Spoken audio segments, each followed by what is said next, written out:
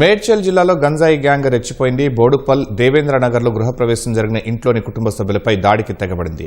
ఇందుకు సంబంధించిన మరింత సమాచారాన్ని మా ప్రతినిధి సూరిబాబుని అడిగి తెలుసుకున్నాం. సూరిబాబు, అసలు దాడి ఎందుకు చేశారు? తొలుతేమైనా గొడవ జరిగిందా?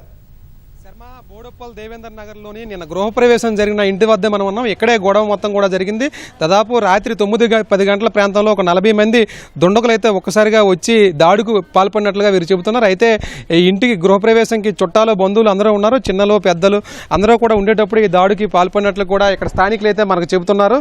అయితే దాడి జరిగిన సమయంలో గంట తర్వాత మళ్ళీ వచ్చి కూడా మరికొంతమంది ఒక 50-60 మంది వచ్చి దాడి చేసి వెళ్ళిపోయినట్లుగా చెబుతున్నారు. అయితే కొత్త ఇంటి గృహప్రవేశ కార్యక్రమం జరుగుతున్న సమయంలోనే గ్యాంగ్ మొత్తం కూడా ఇంట్లోకి చొరబడి కుటుంబ సభ్యులు బంధువులపై విచక్షణ లేకుండా దాడి చేశారని కూడా చెబుతున్నారు. ఈ దాడిలో వృద్ధులు మహిళలు పిల్లలకు కూడా గాయాలయ్యాయని, అయితే బాధితులను చికిత్స నిమిత్తం ఆసుపత్రికి తరలించినట్లుగా మనకి ఇక్కడికి వచ్చినప్పుడు సమాచారం తెలిసింది. అయితే ఒక్కసారిగా జరిగిన ఈ దాడి ఘటనలో ఈ దేవేంద్రనగర్ ప్రాంతంలో కూడా భయాందోళన అయితే నెలకొంది. ఇప్పటికీ కూడా ఇక్కడ స్థానిక ప్రజలందరూ కూడా ఈ చెట్ల కింద అరుగుల మీద కూర్చొని బిక్కుబిక్కుమంటూ ఈ అంశంపైనే చర్చించుకున్న పరిస్థితి ఉంది. అయితే దాడికి పాల్పడిన గ్యాంగ్పై గతంలోనూ కూడా పలు కేసులు ఉన్నట్లయితే స్థానికులు అయితే చెబుతున్నారు. ఈ గ్యాంగ్ స్థానికంగానే ఉండి గంజాయి సేవిస్తూ రౌడీయిజం చేస్తూ అలాగే మద్యం కూడా సేవిస్తూ ఇలాంటి కార్యక్రమాలు జరిగేటప్పుడు డబ్బులు ఇవ్వాలని డిమాండ్ చేస్తూ ఇలా దాడికి పాల్పడుతున్నట్లయితే ఈ స్థానికులు అయితే ఇక్కడ చెబుతున్నారు. అయితే ఈ ఘటనా స్థలానికి ఇప్పటికే మేడిపల్లి పోలీసులు విచారణకు విచారణ చేపట్టి ఆ స్థానిక ఎవరైతే దాడికి పాల్పడ్డారో ఈ గ్యాంగ్ను పట్టుకునేందుకైతే వాళ్ళు ప్రయత్నం చేస్తున్నారు. అయితే ఈ బాధ్యులపై కఠిన చర్యలు తీసుకోవాలని అయితే స్థానికులు అయితే మనకి చెబుతున్నారు. అయితే ఇక్కడ కొంతమంది స్థానిక మహిళలు ఇరుగు పొరుగున ఉన్న వాళ్ళు అయితే ఉన్నారు. వాళ్ళతో మాట్లాడించే ప్రయత్నం చేస్తాం. మామ, గతంలో ఎప్పుడైనా ఇలా జరిగిందా ఈ ఘటన? ఈ కాలనీ ఎలా ఉండేది, ఇప్పుడు ఎలా ఉంది? సార్ 99లో ఎన్టీ రామారావు పౌర్తిలో మాకు పట్టాలు వంచిర్రు. రిక్షా పుల్లర్స్లకు సిటీలో మేము వరాసుగూడ నామాలగుండలో అక్కడ ఏరియాలో ఉండి ఇక్కడ మా భర్త లీడరు, ఇంకొక ఆయన ఆసూరు ఉప్పలయ్య అని ఉండే, వాళ్ళిద్దరు పార్ట్నర్ తోటి లీడర్లు రిక్షా కార్మికులకు 360 పట్టాలు తెచ్చారు. నీళ్లు లేవు, కరెంటు లేవు, రోడ్లు లేవు, గుడిసెలు వేసుకొని అటాన అడవిలో ఉన్నాం. ఆ నీళ్ళకు కూడా హౌసింగ్ బోర్డు నప్సు కూడా సిలికానా గారు ఎక్కడెక్కడ బాధపడ్డాము. ఊరోళ్ళకు మొరబెట్టినాము. వాళ్ళు కరెంట్ వేసిర్రు, నల్ల లైన్ వేసిర్రు.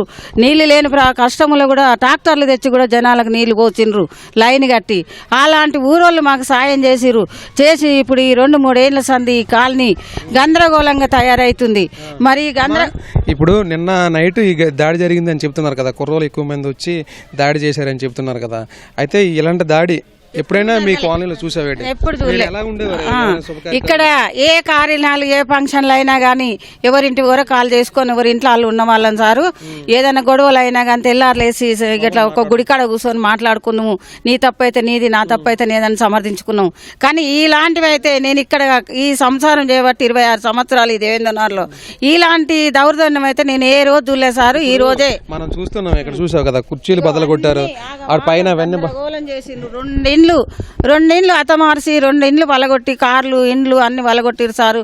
నేనైతే 26 సంవత్సరాల సంది దేవేంద్రనగర్లో ఇలాంటి కష్టం దూలే, ఇలాంటి దౌర్జన్యం దూలే సార్. నేను ఇదే మొదటిసారి. ఇది శర్మ, మనం చూసాం కదా, స్థానికులు అయితే కూడా గత 20-30 సంవత్సరాల నుంచి ఇక్కడే ఉంటున్నామని, ఇలాంటి ఘటనలు కూడా ఎప్పుడూ జరగలేదని కూడా వాళ్ళు చెబుతున్నారు.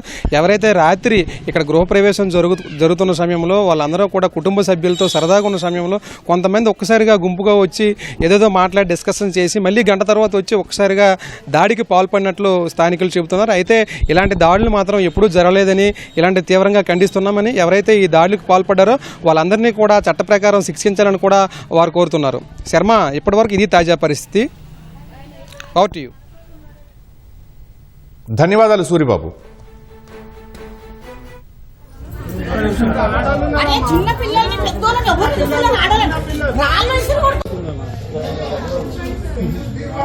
వీళ్ళు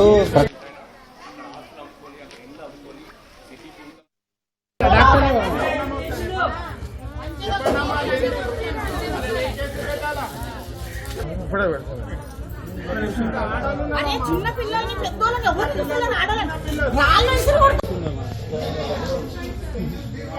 వీళ్ళు కరెక్ట్ స్టడీ లేరు. స్టడీ ఉంటే వీళ్ళు దాన్ని తీసుకోవాలి. 4 కొడుతు తెంగేదు కానీ వాళ్ళు రప్ప కొడుతారు. వీళ్ళు కన్ఫ్యూజ్ అయిపోయి